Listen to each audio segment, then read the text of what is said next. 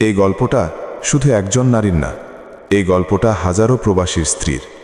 বিয়ের পর স্বামী চলে গেল বিদেশে, হাসি মুখে বলেছিল, কিছুদিন কষ্ট করো, সব ঠিক হয়ে যাবে। কিন্তু সেই কিছুদিন ধীরে ধীরে 2 বছর 3 বছর হয়ে যায়। দিন যায়, মাস যায়, ঘরের সব কাজ শেষ হয়ে গেলে মেয়েটা চুপচাপ বসে থাকে।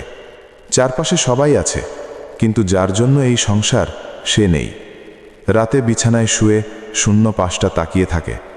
কত কথা জমে থাকে বুকের ভিতর, কাউকে বলার মতো কেউ নেই।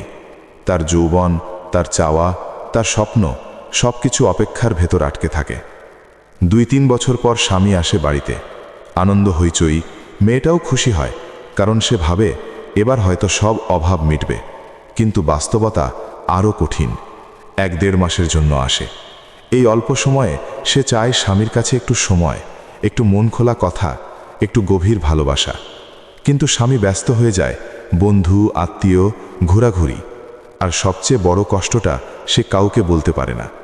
স্বামী কাছে থাকলেও সে যেন পুরোপুরি তাকে পায় না। একটা অদৃশ্য দূরত্ব, একটা অক্ষমতা, যেটা স্বামী লুকিয়ে রাখে।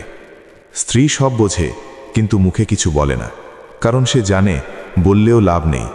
তার বছরের পর বছর জমে থাকা চাওয়া, তার ভেতরের তীব্র অভাব, সেই অল্প সময়ে পূর্ণ হয় না। স্বামী পাশে থেকেও তার মন ভরে না, তার ভেতরের শূন্যতা ভরে না। তখন মেয়েটা বোঝে, শুধু দূরত্বই না, তার কষ্টের আর একটা বড় কারণ আছে। স্বামী আসলেও সে সেই পূর্ণতা পায় না, যেটার জন্য সে এতদিন অপেক্ষা করেন। এই কষ্টটা সে কাউকে বলতে পারে না, না পরিবারকে, না সমাজকে।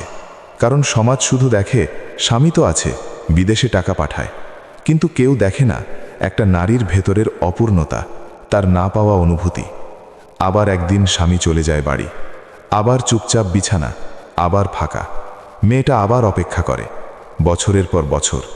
বয়স বাড়ে, যৌবন ধীরে ধীরে শেষ হয়ে যায়, কিন্তু তার না বলা কষ্ট, অপূর্ণ চাওয়া, অপূর্ণ অনুভূতি সেই একই জায়গায় রয়ে যায়। সে শুধু সংসারটা বাঁচিয়ে রাখে, নিজেকে না। কিছু কষ্ট আছে যেখানে স্বামী থাকে, কিন্তু স্ত্রীর জীবন তবুও অপূর্ণই থেকে যায়।